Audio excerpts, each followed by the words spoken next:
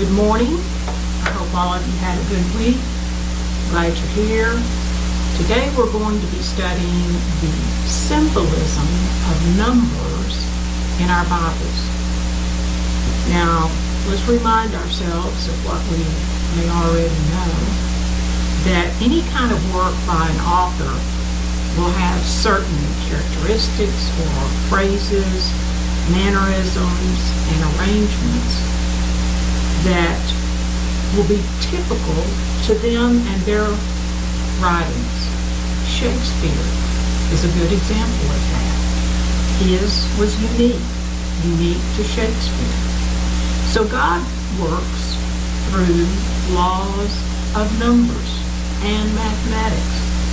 As far back as in antiquity as we can go, you will find philosophers studying the order of and the harmony of and the numbers, numerical proportions of what God has done. For example, Aristotle summed up the doctrine of Pythagoras. These words: number is the principle of all things and the organization of the universe. It is also harmonic with the system of ratios. So God made numbers and mathematics with meaning. There is a basic meaning in the mind of God by which all of these numbers are used. That's our study today. Woodrow Crow, great pastor, theologian, wrote this: every number in the book of Revelation has significance based upon the fact that Revelation is a symbolic kind of book. That is to say, there are things for us to learn that we can't learn just by reading a book. We have to think about these things, he says, and we have to take the symbols that John writes in Revelation and uses to describe what is absolutely indiscernible. Now, what we're going to do and review today are the generally held mannerisms and meanings of numerals in the Bible. So let's begin with the number 1. Number 1. That represents unity, dominance, and it can also represent independence. The number 1 refers to unity and to dominance and to independent existence. 1 means separate and apart. Deuteronomy 6:4 gives us some information on this. Hear, O Israel, the Lord our God is one God. And in John 10:30, I, Jesus, and the Father are one. And in John 17:20 and 22, and Jesus, I, Jesus, do not pray for these alone, but for those also who shall believe on him through their word, that they may be one as you, Father, are in me, Jesus, and I in you, that they also may be one in us, so that the world may believe that you, Father God, have sent me, Jesus, as the Messiah. And I have given them the glory which you have given me, that they may be one, even as we are one. Now, Paul wrote the Ephesians in Ephesians 4:46. There is one body, one Spirit, and even as you called it in one hope, one Lord, one faith, one baptism, one God, and Father of all, one.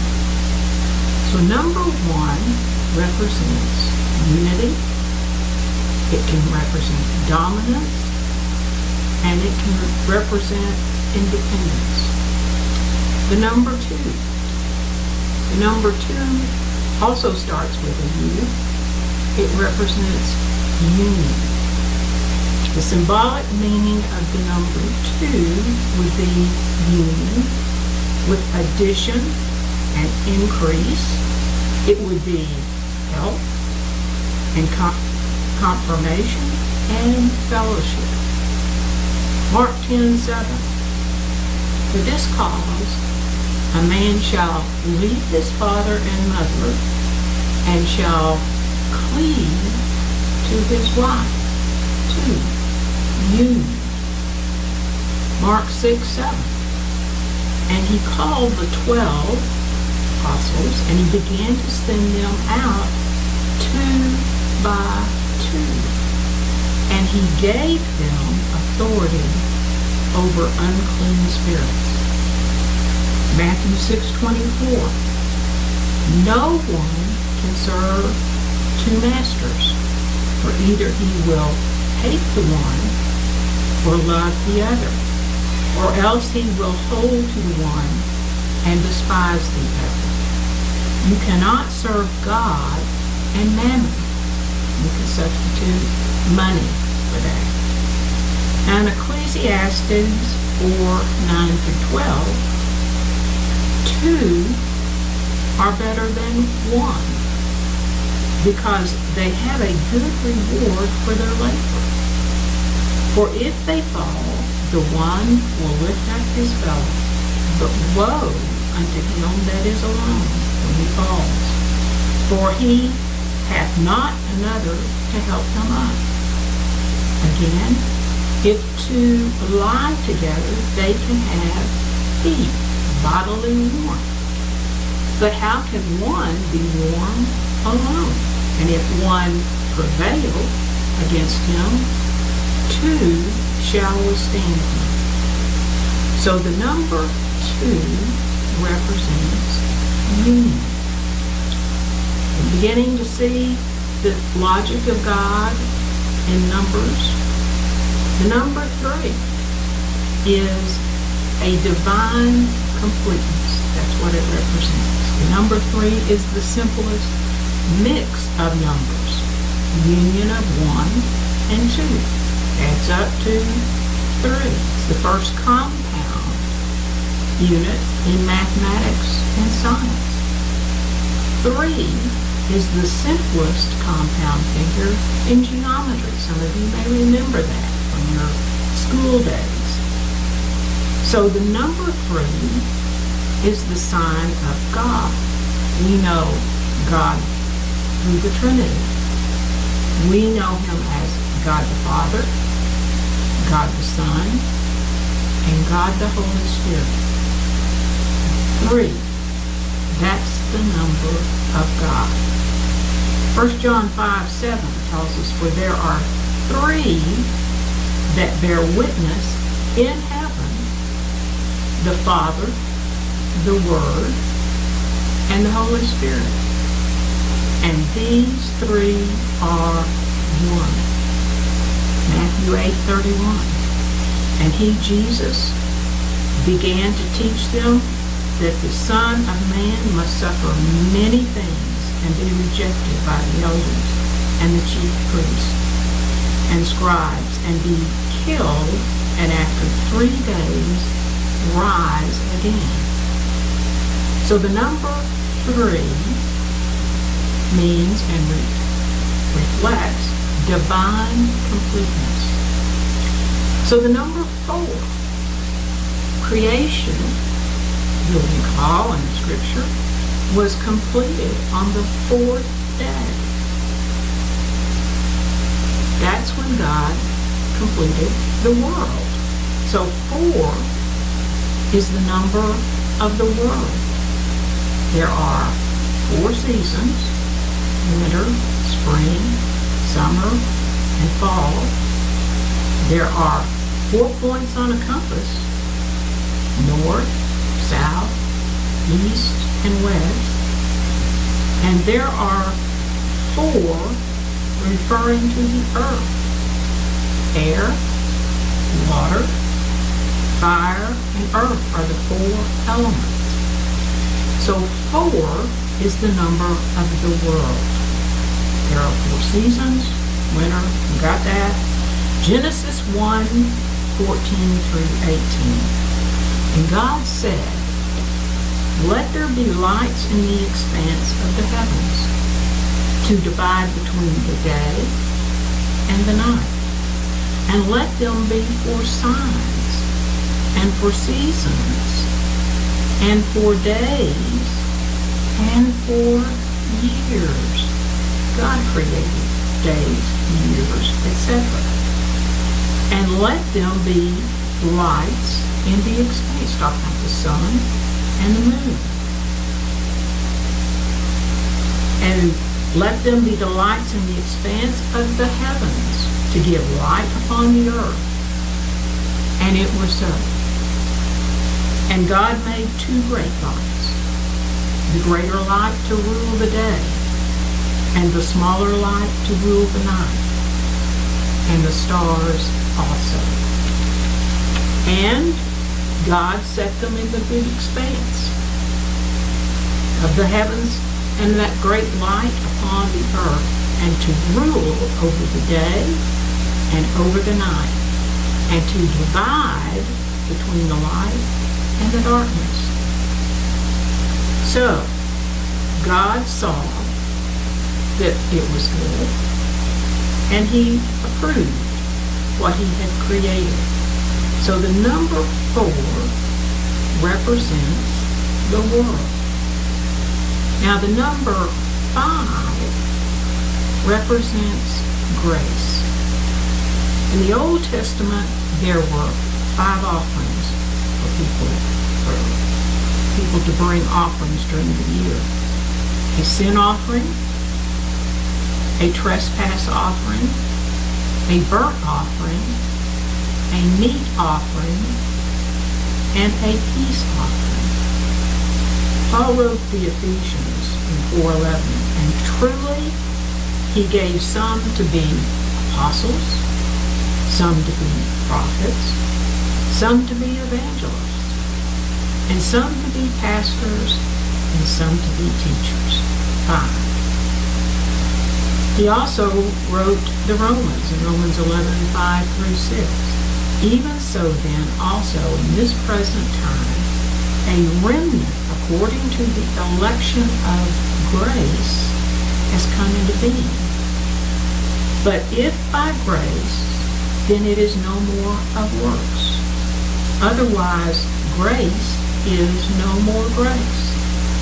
But if it's of works, then it is no more of grace. Otherwise, work is no more work." Number 5 represents grace. Now, the number 6 represents man, incompleteness, and sin. God created man on the 6th day, Genesis 1:26.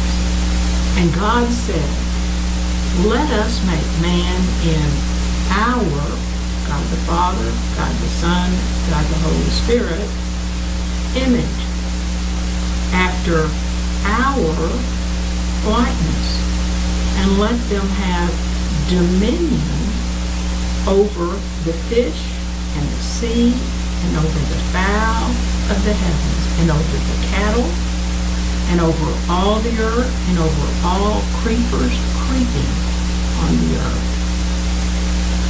And God created man in his image. He created him. He created them, male and female. Verse 31, "And God saw everything that he had made, and behold, it was very good. And the evening and the morning were the 6th day." Revelation 13:18. Here is the wisdom. Let him having reason count the number of the beast. It is the number of a man, and its number is 666.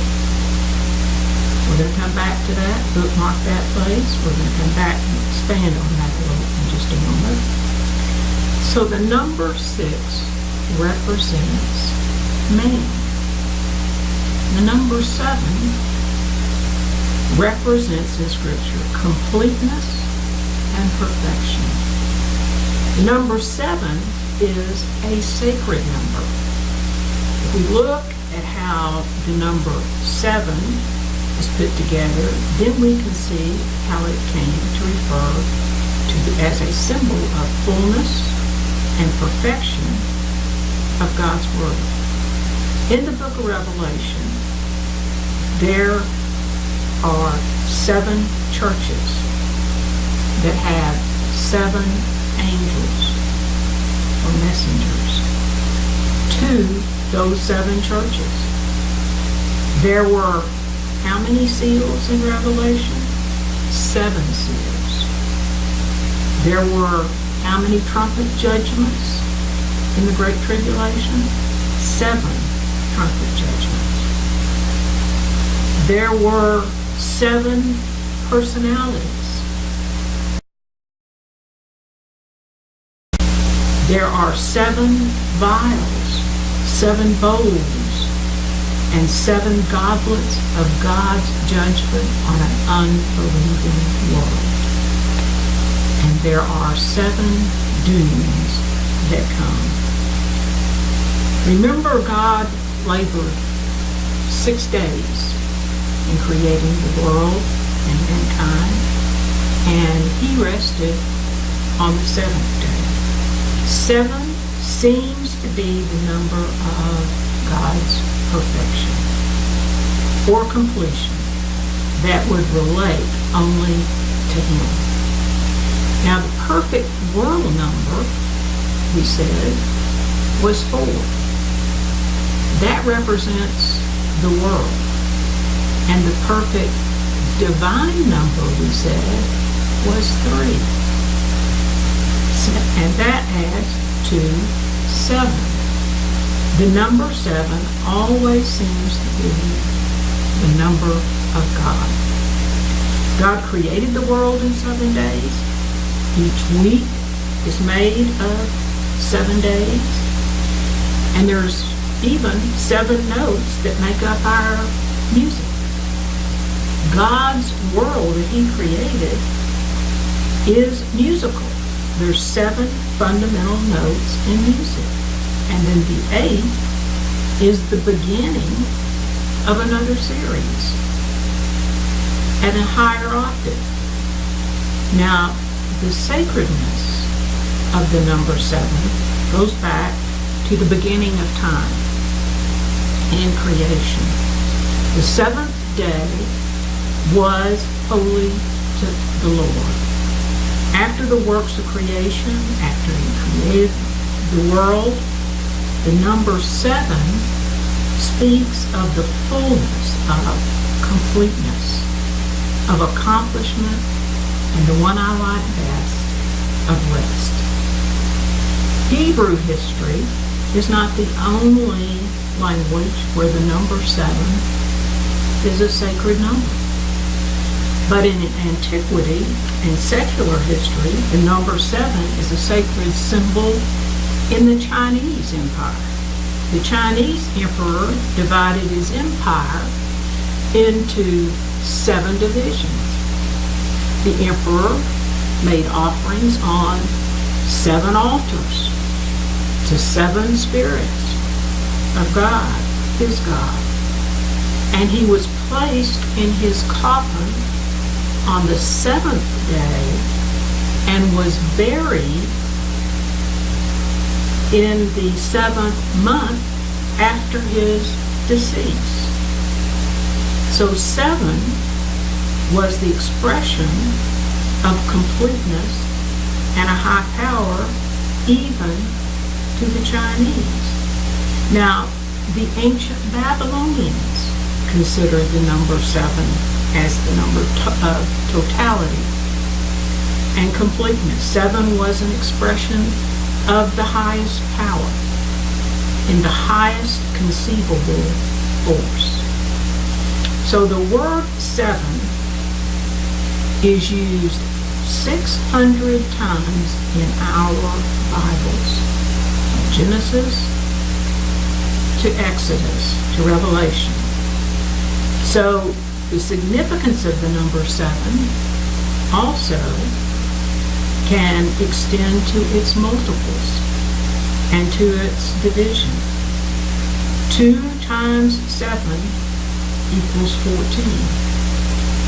The Passover in Jewish history and belief is always on the 14th of Nisan. In Daniel's prophecy, in Daniel 9:24, God told him 70 weeks are decreed as to your people, the Jews, and as to your holy city, Jerusalem, to finish the transgression and to make an end to sins and to make atonement for iniquity and to bring in everlasting righteousness and to seal up the vision and the prophecy and to anoint the most holy. From Abraham to Christ, the genealogy from the first chapter of Matthew gives us 3 groups of 14. The significance of the number 7 then extends not only to its multiples, 7 times 7, 49, or 7 times 10, 70, but it extends to the realm of division. The perfect number 7 cut in half is 3 and 1/2. That is the incomplete, imperfect number. Oftentimes, it is disastrous and the dreadful.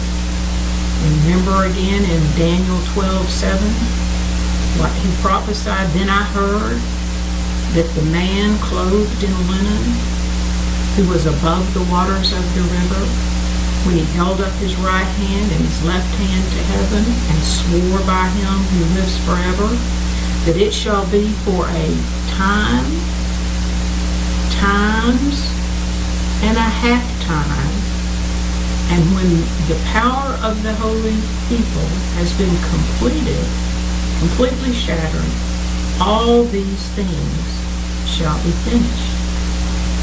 If we go back to our study of the tribulation itself, and we know that the Antichrist, the beginning of the 7 years of tribulation here on earth, makes a pact with the Jewish people that they can rebuild their temple on its mount, and they can worship God again in their temple.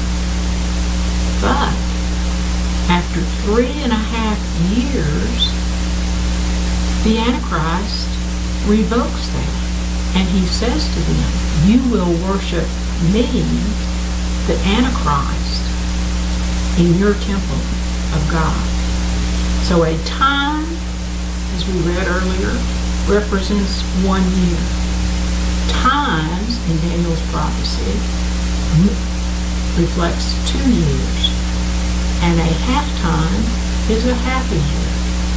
So after 3.5 years, the Jews will be in really difficult times in the tribulation. Now, only the Antichrist can be worshipped in the Jewish temple in those last 3.5 years. In fact, everyone who doesn't have the number 666 will either be killed, perhaps Christians would have been saved will be martyred as a result of refusing to worship the Antichrist. Now let's look at the number 8. Number 8 means new beginning. 8 is the number of the new order, the new departure, and the new beginning. 7 was complete. It completes that. The number 8 speaks of what is new in contrast to what is old.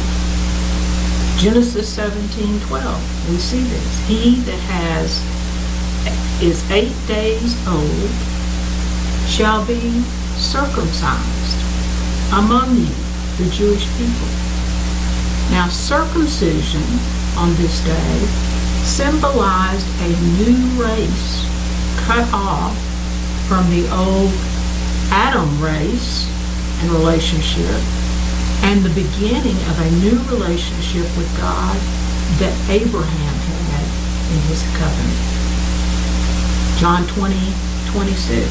And after 8 days, Jesus stood in the midst, and he appeared unto his disciples on that day. A new beginning. The 8th day is the beginning of a new week. The 8th musical note is the beginning of a new octave. So the number 8 represents in God's Word a new beginning. The number 9 in Scripture reflects the fruit of the Spirit. Paul wrote the Galatians in Galatians 5:22 through 23.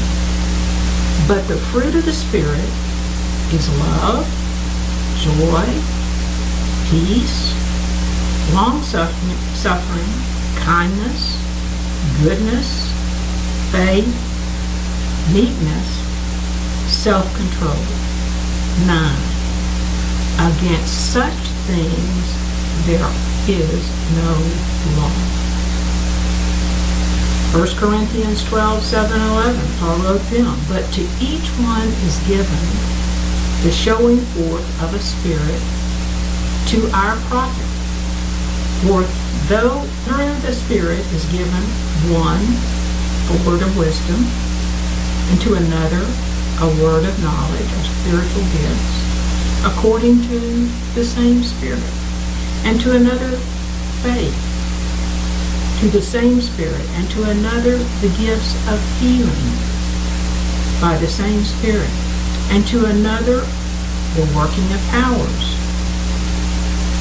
discerning spirits, another prophecy, and to another kinds of tongues, and to another interpretation.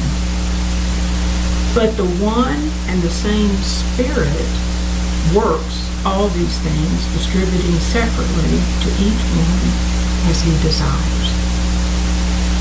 That's the number 9, the fruit of the Spirit. The number 10 in Scripture represents human completeness and law. We have 5 fingers on each hand, do we not? Both of our hands together make 10. We have 5 toes on each of our feet. And together, that makes 10. The decimal system with which we count our money and run our lives with today is the basis for the decimal system, and it originated in the practice of counting with fingers. The ancient civilizations, there were so many maimed in that time. They lost a hand, lost a finger, a stone hit their foot, and they lost a toe. And in ancient civilization, because there were so many that were maimed, they were considered imperfect. In fact, the high priest could not be ordained in Israel who was maimed. So 5 doubled twice makes 10. It comes and it represents human completeness. Thus, God gave us 10 commandments. Now, most likely, I think he was simplifying it for us. He knew we were going to have a hard enough time just keeping 10 commandments, but he kept it simple. And those were our laws initially given. The number 10 then represents human completeness and law. The number 11, theologians believe, represents judgment. And the number 12 represents God's rule and power and control. 12 is the sign and symbol of God's obvious rule and power and control here on earth. There were 12 months in the year. There are 12 tribes of Israel. There are 12 apostles in the land. And there are 12 stars in the crown of the radiant woman in Revelation 12:1. There are 12 gates in the New Jerusalem that we studied about minutes ago. Joshua 4:9.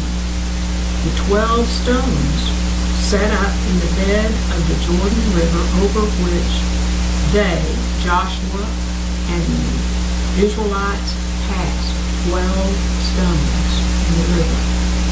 12 is a symbol then of God's voluntary work and purpose, not only in the earth, but it was a symbol in his religion for us. In John's vision, in Revelation 4:4, we read, and round about the throne were 24 seats.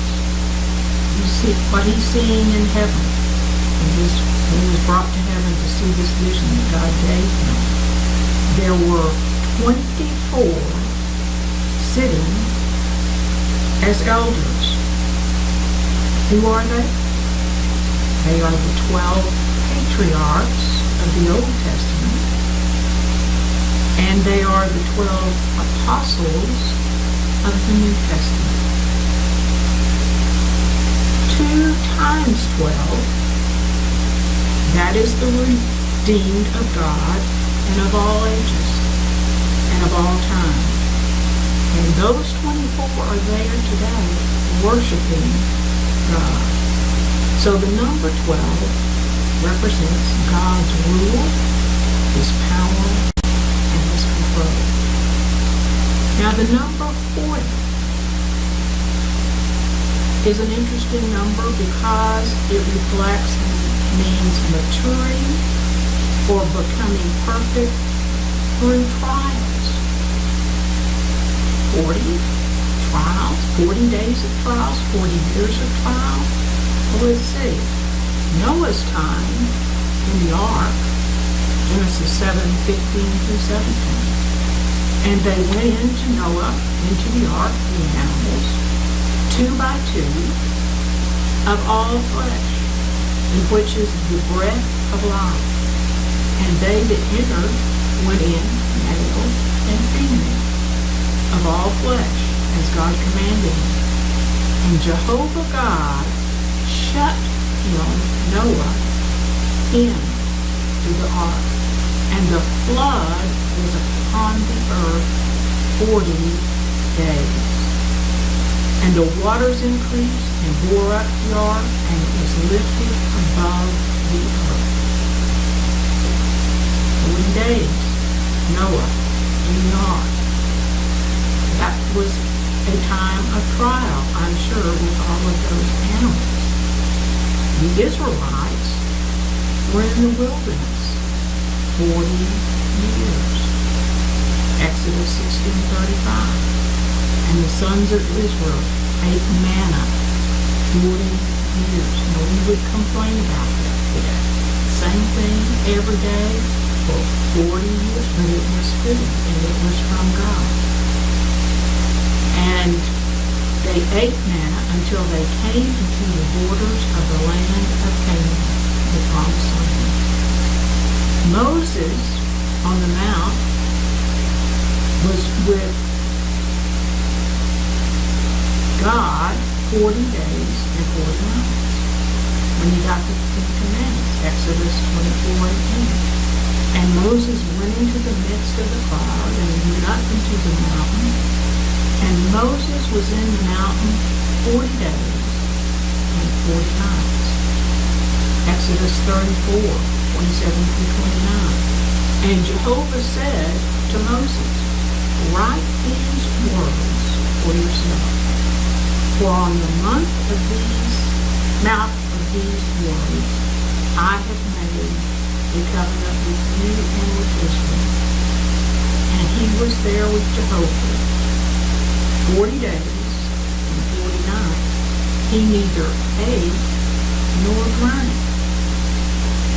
And he wrote upon the tablets the words of the covenant of God, the Ten Commandments. And it happened as Moses was going down from the mountain of Sinai, the two tablets of the testimony being in Moses' hand, as he went down from the mountain, Moses did not know that the skin of his face had become luminous through his speaking with God. Jesus, that's the Old Testament. That's trials in the Old Testament, 40 days. Jesus was tested by Satan 40 days and 40 nights. Remember in Luke 4:1-2? And Jesus, full of the Holy Spirit, returned from Jordan and was led by the Spirit into the wilderness. 40 days being tempted by the devil. And in those days he ate nothing. And they being ended, he afterward was hungry. I'm sure he was hungry. So 40 represents maturing through trials. The next time you're going through a trial and you don't understand why you can't get past it, you might get your calendar out and see when 40 days are going to come, because this may be that trial. Now there's another number that's very important, and that's the number 666.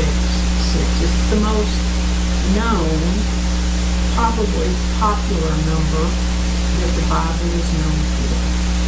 It represents evil of man,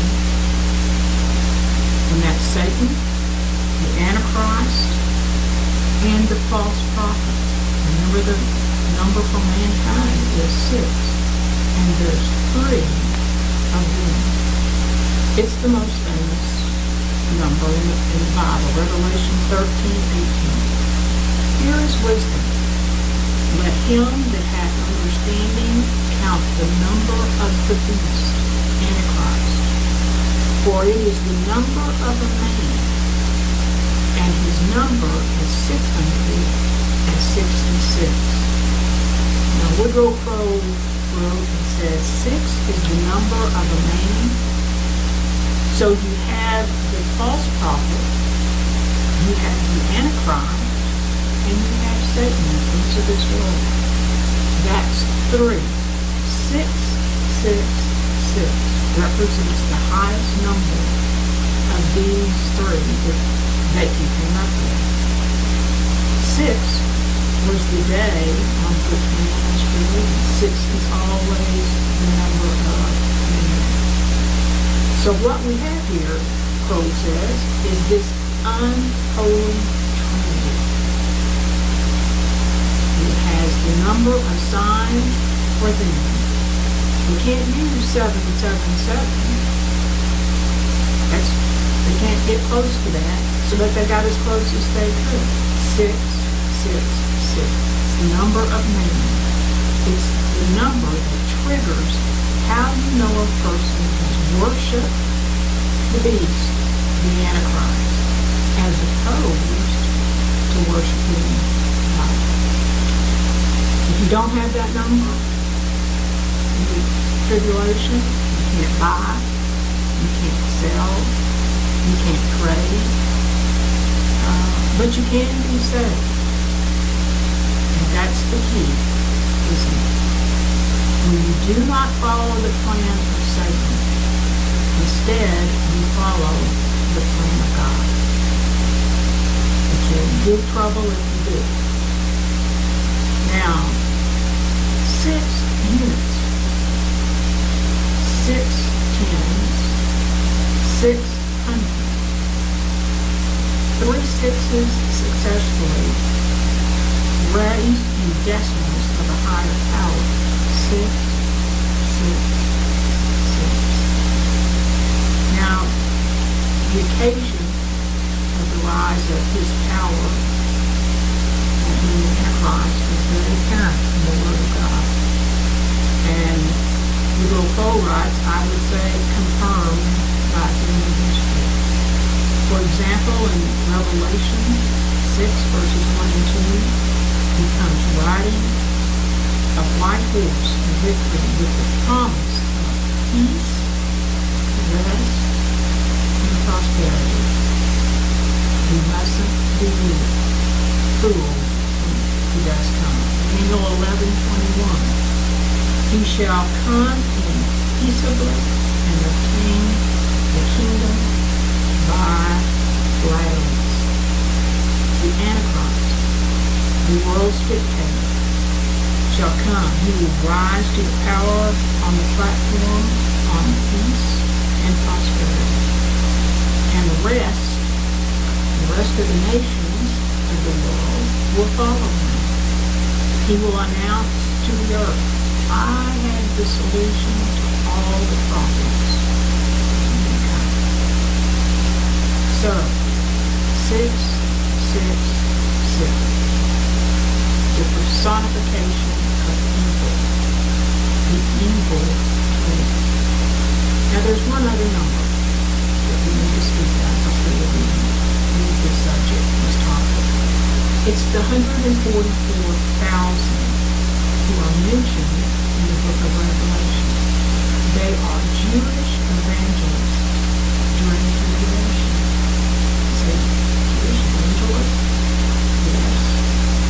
We believe, my pastor and the teacher and many in our faith believe that Christian believers are raptured prior to the beginning of the tribulation. But those who are left will be the Jews and any unbelievers. Well, there are going to be people, Jews, that are more familiar with Scripture than anyone else, and they're still going to be Bible, and they're going to figure this out. And what Scripture tells us is those will be the evangelists, the 144,000 evangelists, that will go all over the earth witnessing during that 7 years of tribulation. They're there, we know, at the beginning of the tribulation, and they are there at the end of the tribulation. Woodrow Cole said, sometimes in the Bible, numbers are just totals, historical things that add to a certain number.